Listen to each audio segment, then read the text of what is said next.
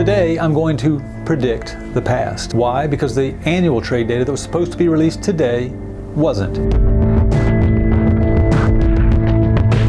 You guessed it, government shutdown backlog. So first, my apologies on behalf of anyone else who feels bad for the government workers who weren't paid for a month while our leaders failed to lead. On to the projections based on 10 months of 2018 data and 2 decades of me swimming in this stuff. What makes these a little trickier this year than most is the US-China trade war and the various other Trump-imposed tariffs. But here we go. For the first time in 12 years, the United States will have set a record for total trade, total exports, total imports, and total deficit. Somewhat surprisingly, only the trade deficit had not set a record in all those intervening years. US trade will have grown at about 9%, the fastest pace since 2011, as the nation was rebounding from the global economic crisis. It will have topped $4 trillion for the first time. It comes 11 years after US trade first topped $3 trillion. By comparison, it took only 4 years for total US trade to top $3 trillion after first topping $2 trillion. Interestingly enough, it took another 11 years to go from $1 trillion to $2 trillion.